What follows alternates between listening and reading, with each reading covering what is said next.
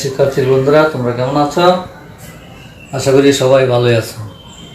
আজকে আমি তোমাদের নবম দশম শ্রেণীর পদার্থবিজ্ঞান বিষয়ে কিছু পাঠ উপস্থাপন করব। আশা করি তোমরা সবাই এই ক্লাসগুলি ফলো করবে। আজকের পদার্থবিজ্ঞানের যে অধ্যায়, যে পাঠ আমি নিব, সেটা দশম শ্রেণীর জন্য হবে রিভিশন এবং নবম শ্রেণীর জন্য কারেন্ট ক্লাস। অধ্যায়টা হলো অধ্যায় তৃতীয়, পদার্থবিজ্ঞান অধ্যায় তৃতীয়। আজকের পাঠ হলো জড়তা। জড়তা বল, নিউটনের ধারণা। নিউটনের ধারণা, সূত্র। প্রথমে যে জিনিসটা আমি আলোচনা করব সেটা হলো জড়তা। আসলে জড়তা বলতে কি বুঝো? আমরা অনেক সময় বলি লোকটার খুব জড়তা আছে। আসলে জড়তা আছে কথাটা হলো যে তুমি যদি রাস্তা দিয়ে যেতে থাকো, তো একটা বৃক্ষকে যদি তুমি ফলো করো, তাহলে দেখবা তুমি যাচ্ছ কিন্তু বৃক্ষ ঠিক জায়গায় আছে, কিন্তু তোমার সাথে সাথে বৃক্ষটা রাস্তায় তোমার সাথে সাথে যাবে না। তাইলে এখানে এই যে বৃক্ষটা হলো, যে বৃক্ষটা সবসময় স্থির থাকবে। আবার কোনো গতিশীল বস্তু যখন পর্যায়ক্রমে গতিশীল ভাবে চলতে থাকে, তখন দেখবা তুমি যে জায়গায় যাও সেখান থেকে দেখবে সেই বস্তুটা গতিশীল। এটাও তার একটা জড়তা। তাহলে জড়তা বলতে আমরা কি বুঝি? জড়তা বলতে বুঝি আমরা যখন যে বস্তুটাকে যে অবস্থায় দেখি সেটাই হলো তার জড়তা। একটা বস্তু, কোনো বস্তু যখন যে অবস্থায় আছে সেই অবস্থায় থাকার প্রবণতাই হচ্ছে বস্তুটা জড়তা। তো সেই ক্ষেত্রে আমরা এতক্ষণ যে বললাম সেটা অনুযায়ী আমরা জড়তা দুই ধরনের হতে পারে। জড়তা দুই ধরনের আমরা দেখতে পাই, দুই ধরনের। এক নম্বর হলো একটা জড়তা আমরা দেখতে পাই স্থিতি জড়তা। স্থিতি জড়তা, স্থিতি জড়তা। আর একটা হলো গতি জড়তা।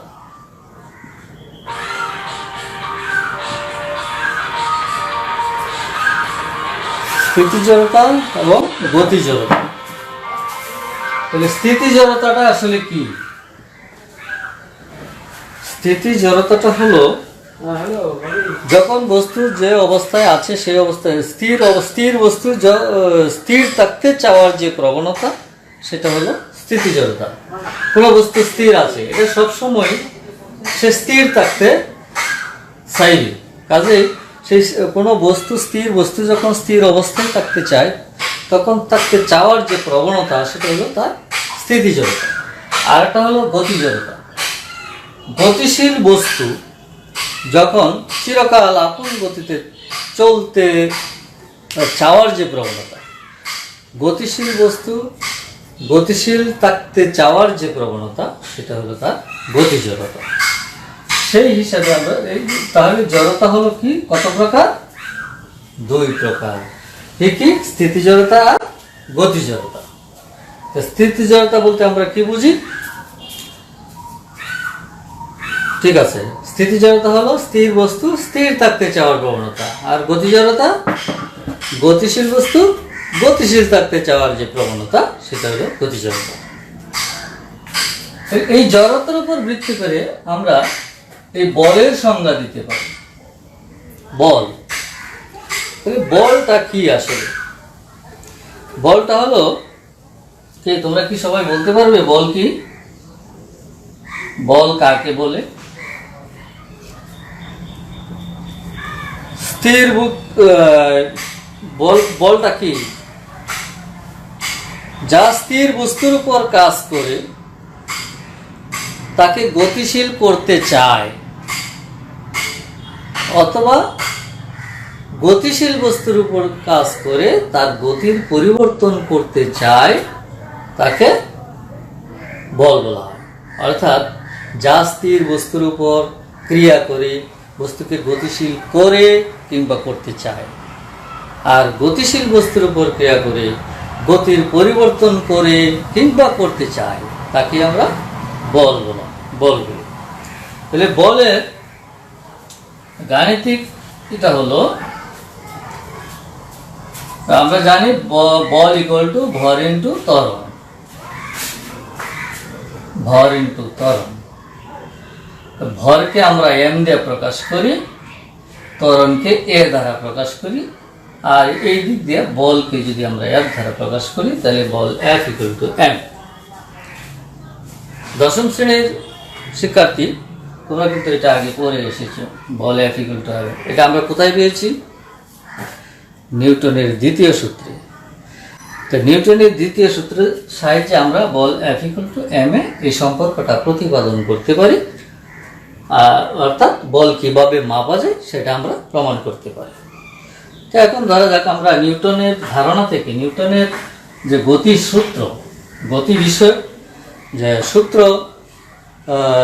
আছে তিনটি, সেই তিনটি সূত্র নিউটনের একটা অমর গ্রন্থ ছিল, সেই অমর গ্রন্থটা নাম কি তোমরা বলতে পারবে?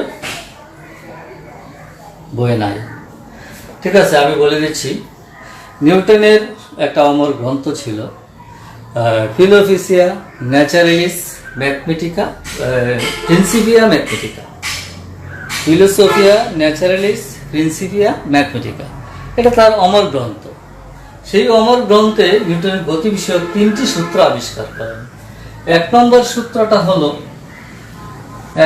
সূত্রটা হলো যদি বল প্রয়োগ না করা হয় তাহলে স্থির বস্তু চিরকালই স্থির থাকবে, আর কি হবে?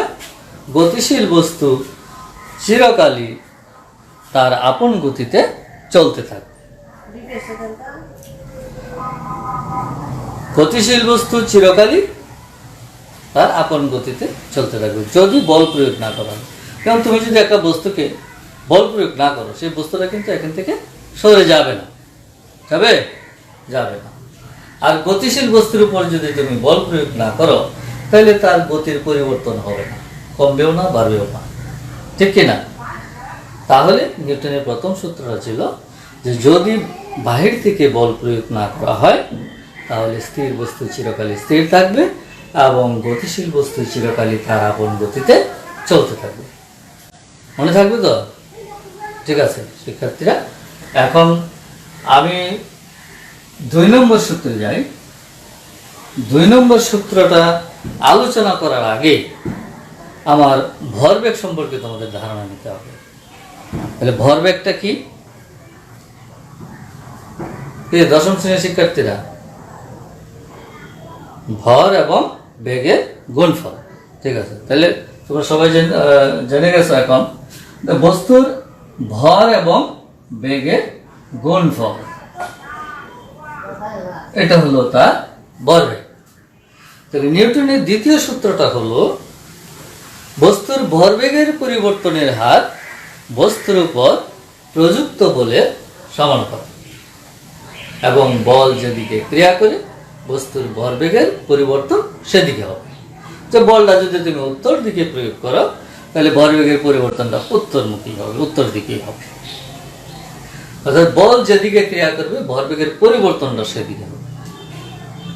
বস্তুর ভরবেগের পরিবর্তনের হার বস্তুর উপর প্রযুক্ত বলের সমানুপাতিক এবং ভরবেগের পরিবর্তন বস্তুর বল যেদিকে ক্রিয়া করে সেদিকে।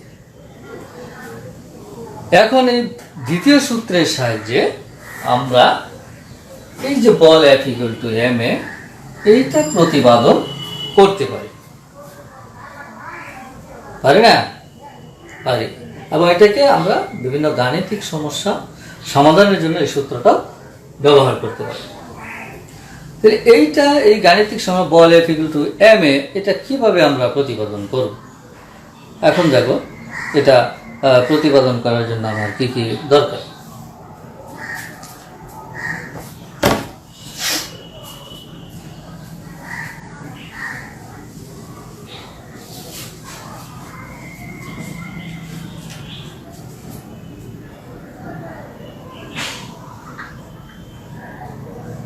প্রথমে আমরা মনে করি একটি বস্তুর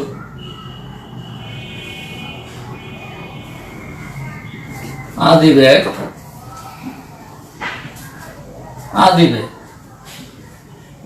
ইউ, টি সময় পর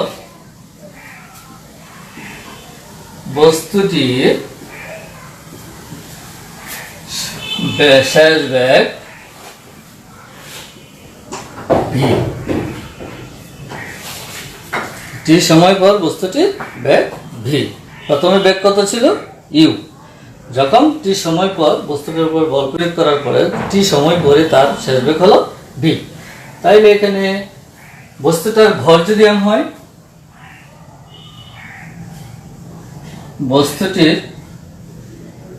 ভর এম হলে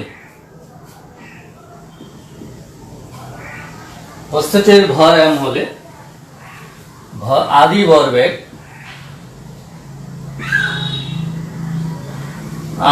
ভরবেগ কত হবে? আদি বেগ এবং ভর কত হবে? এমই। আর শেষ বেগ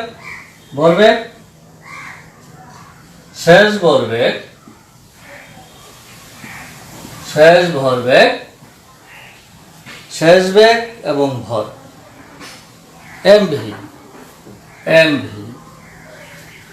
আদি ভরবেগ এম ইউ, শেষ ভরবেগ এম ভি। তাহলে ভরবেগের পরিবর্তন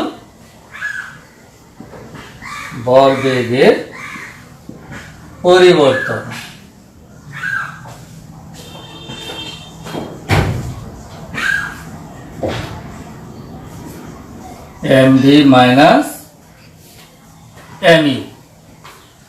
ভরবেগের পরিবর্তন M V minus M U. এই ভরবেগের পরিবর্তন কত সময়ে হচ্ছে? টি সময়ে। তাহলে একক সময়ে কত হবে?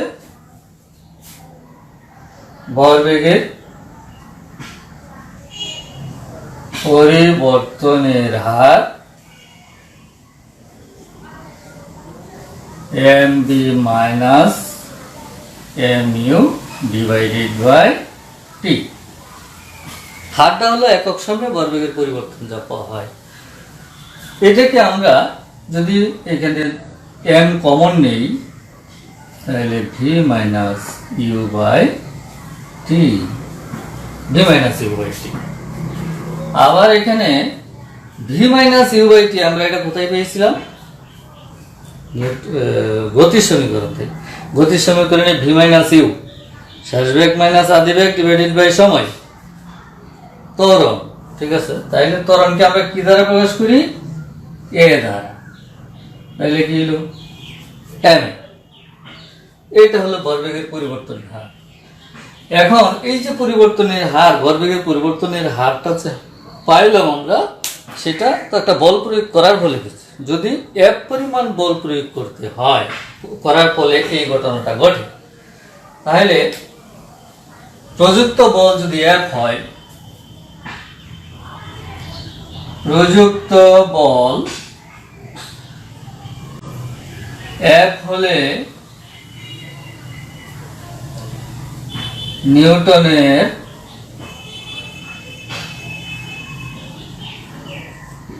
দ্বিতীয় সূত্র অনুযায়ী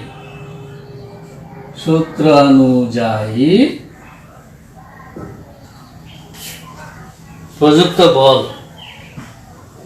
এটা হলো ভরবেগের পরিবর্তনের হার। ভরবেগের পরিবর্তনের হার বস্তুর উপর প্রযুক্ত বলের সমানুপাতিক।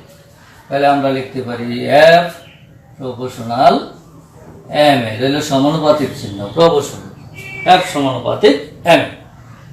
এখানে এক সমানুপাতিক চিহ্ন যদি আমরা উঠিয়ে দেই, তাহলে আমরা লিখতে পারি F equal to K M A. এখানে কে একটি সমানুপাতিক ধ্রুবক। উপরের অংশটি মুছে দেই শিক্ষার্থীরা। আমরা এখানে এই উপরের অংশটুকু এখানে কে একটি সমানুপাতিক ধ্রুবক। সমানুপাতিক ধ্রুবক।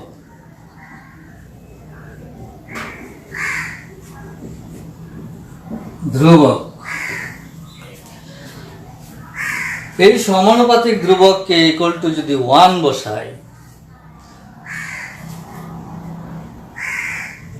এখন কে ইকুয়াল টু 1 হলে আমরা পাই f ইকুয়াল টু m। তাহলে নিউটনের দ্বিতীয় সূত্রের সাহায্যে f ইকুয়াল টু m এর সূত্রটা প্রতিপাদন হলো। প্রশ্ন আছে কোনো কিছু? একটা প্রশ্ন তো থাকার কথা। কি প্রশ্ন? হ্যাঁ, তাহলে প্রশ্নটা হলো কে ইকুয়াল টু 1 কেন হবে না? তাহলে এখানে সমানুপাতিক ধ্রুবক তোমরা স্পষ্ট জানবে। এখানে সমানুপাতিক ধ্রুবক কে, এই কে এর মানটা একক বলের উপর নির্ভর করে। একক বল অর্থাৎ 1 নিউটন বল। 1 নিউটন বলের উপর যদি নির্ভর করে, 1 নিউটন বল কাকে বলে? 1 নিউটন বল কাকে বলে? 1 নিউটন বল হলো 1 কেজি ভরের 1 কেজি ভরের কোন বস্তুর উপর 1 নিউটন বল প্রয়োগ করলে যদি 1 মিটার পার সেকেন্ড স্কয়ার ত্বরণ সৃষ্টি হয়। 1 কেজি ভরের কোন বস্তুর উপর 1 নিউটন বল প্রয়োগ করলে যদি 1 মিটার পার সেকেন্ড স্কয়ার ত্বরণ সৃষ্টি হয়, তখন তাকে একক বল বলা হয়। একক বল অর্থাৎ এখানে যদি K f equal to K M A, এখানে f এর মান যদি 1 হয়, m এর মান যদি 1 হয়, a এর মানও যদি 1 হয়, তাহলে k ইকুয়াল টু 1 লেখা যায়। এই জন্য k ইকুয়াল টু 1 ধরা হয়েছে। আমরা সূত্রটা প্রতিপাদিত হলো। নিউটনের দ্বিতীয় সূত্রের সাহায্যে কিভাবে বল পরিমাপ করা যায়, আমরা এই সূত্রের সাহায্যে কিছু গাণিতিক সমস্যা সমাধান করতে পারি। সেই গাণিতিক সমস্যা কি ধরনের থাকতে পারে? এখানে 3টা প্রতীক আছে, f m a। এই 3টা প্রতীক, যে কোনো 2টা প্রতীকের মান যদি উদ্দীপকে দেওয়া থাকে, তাহলে এই সূত্রের মধ্যে বসাইলেই একটা গাণিতিক সমস্যার সমাধান হয়ে যাবে। সেই গাণিতিক সমস্যা সমাধানের জন্য একটা উদাহরণস্বরূপ আমি লিখতে পারি। এই সূত্রটা দেয়া, এই প্রতিপাদন দিয়ে আমরা একটা সূত্র প্রয়োগ করি। যদি 5 কেজি ভরে 5 কেজি ভরের কোন বস্তুর উপর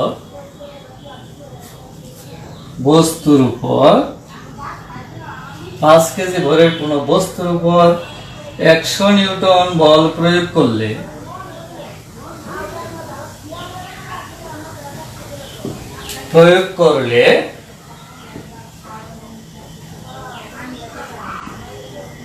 ত্বরণ কত হবে?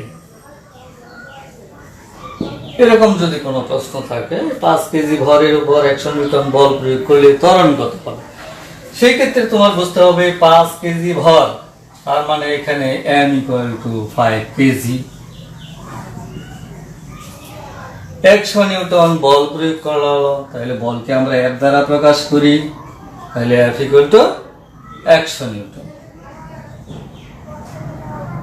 বের করতে বলা হয়েছে ত্বরণ কত হবে, তাহলে A ইকুয়াল টু 5। এখন আমরা অঙ্কটা স্বভাবতই এখানে F M F এই 3টা প্রতীকের সমন্বয়ে যে সূত্রটা, সেই সূত্রটা আমার ইউজ করতে হবে, ব্যবহার করতে হবে। এখন তুমি লিখে দিব, এখানে আমরা জানি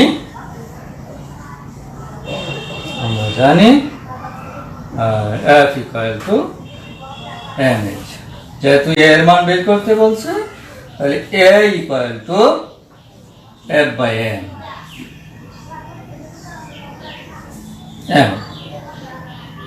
এ ইকুয়াল টু 100/5।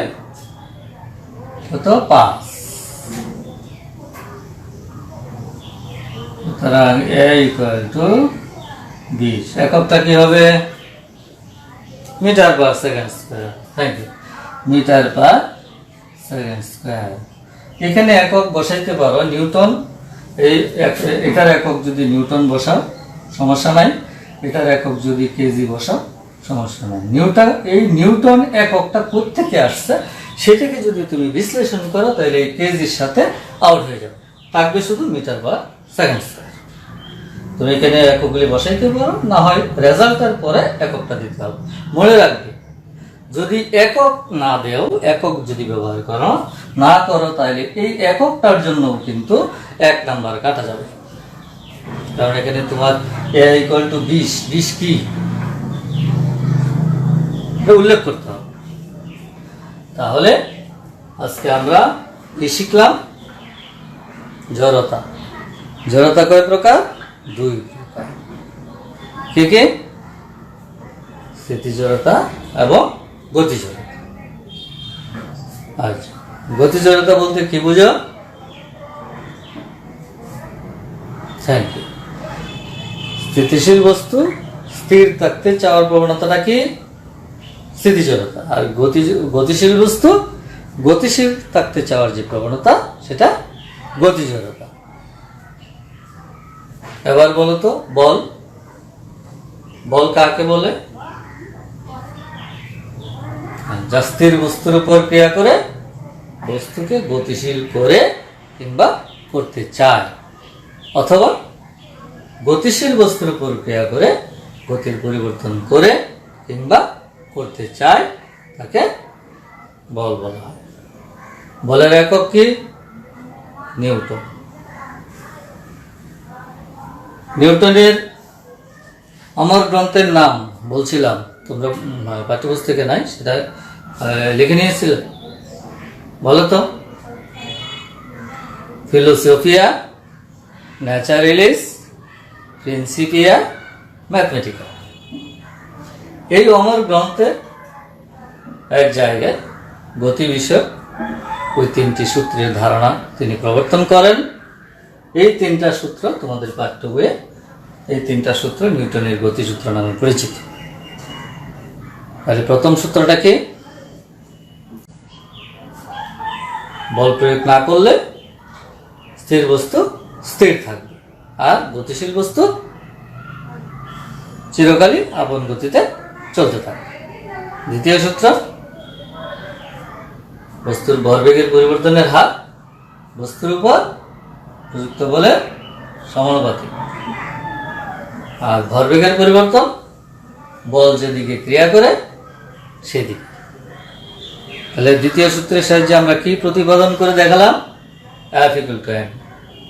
এখন F = m এ এই প্রতিপাদনটি দেখে আমরা কিছু গাণিতিক সমস্যা সমাধান করতে পারি।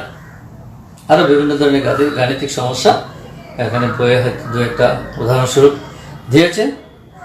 তাহলে আরো কিছু এরকম যদি সহায়ক বইয়ের মধ্যে তোমাদের থেকে থাকে, বা নিজেও কিন্তু একটু প্র্যাকটিস করতে পারো, যে এখানে এফ আর এম দেওয়া আছে, এ বের করছি, এখানে এ আর এমও দেওয়া থাকতে এফ বের করতে পারো। এরকম ধরনের কিছু গাণিতিক সমস্যা যে উদ্দীপক থেকে তোমাদের প্রশ্নে আসতে পারে। এবং এই গাণিতিক সমস্যার মধ্যে সৃজনশীল প্রশ্নে সবসময় গ নম্বরের উত্তর থাকে। সেই গ নম্বরের প্রশ্ন থাকে, গ নম্বরের উত্তরটা নাম্বার থাকে 3। এই 3 নম্বরের জন্য কিন্তু একটা গাণিতিক প্রশ্ন অতি সহজ এবং অল্পতেই তুমি 3টা নাম্বার পেয়ে যাবে। বুঝতে পারছো? আরেকটা সূত্র কিন্তু রয়ে গেছে, 3 নম্বর সূত্র। 3 নম্বর সূত্রটা শুধু আমি বলে দিই, প্রত্যেক ক্রিয়ারই একটি সমান ও বিপরীত প্রতিক্রিয়া আছে। সমান এবং বিপরীত প্রতিক্রিয়া আছে। উদাহরণ হিসেবে আমরা কি বলতে পারি? কারণ বন্দুক থেকে গুলি ছিল, একটা বন্দুকের ওজন বা ভর কত হয়? 500 কেজি। 4 কেজি থেকে 6 কেজি সর্বোচ্চ 4 কেজি ভর। একটা গুলির ভর কত হয়? অত্যন্ত ছোট ছোট, মনে করো 10 গ্রাম। 10 গ্রাম বরের একটা বুলেট 4 কেজি বন্দুক থেকে বেরিয়ে গেল। যখন তুমি বন্দুক থেকে গুলি ছুড়বে, কিন্তু তোমার শরীরের ভিতরে কি হবে, একটা ঝাঁকুনি সৃষ্টি, আর গুলিটা বেরিয়ে যাবে। গুলিটার বেগ হবে কত, অনেক, ধরে নাও 300 মিটার পার সেকেন্ড, আর বন্দুকটা তোমার হাতেই রয়ে গেল। কিন্তু বন্দুকটার বেগ, ভরবেগ, গুলির ভরবেগ, গুলিটা যত বেগে ভরবেগে সামনের দিকে এগিয়ে গেল, বন্দুকটাও ঠিক একই ভরবেগে পিছনের দিকে তোমাকে ধাক্কা দিবে। এই জন্য ওই ক্রিয়া এবং প্রতিক্রিয়া সমান এবং বিপরীত, দুইটা বিপরীতমুখী। এটা হলো ভরবেগের সংরক্ষণ সূত্রের মধ্যে আমরা তোমাদেরকে আলোচনা করব, তৃতীয় সূত্র। যে ভরবেগের সংরক্ষণ সূত্র আলোচনা করতে যায়, তৃতীয় সূত্র কাজে লাগবে। এবং এই তৃতীয় সূত্রটা আগামী দিন ওইটা ক্লাস নিব, এবং ওই ক্লাসটার জন্য একটু প্রিপারেশন নিয়ে আসবো। আর আজকে যা পড়াইলাম সেটা ভালো করে অনুধাবন করবে এবং প্র্যাকটিস করবে। এরকম কিছু গাণিতিক সমস্যা নেই, আরও জ্ঞানমূলক এবং অনুধাবনমূলক যে ধরনের প্রশ্নগুলি এখানে থাকে, এগুলি ভালো করে বই ফলো করবে। ঠিক আছে শিক্ষার্থীরা, আগামী দিন ক্লাসের জন্য প্রস্তুত থেকো। সবাই ভালো থেকো, স্টে সেফ, স্টে হোম। ধন্যবাদ সবাইকে।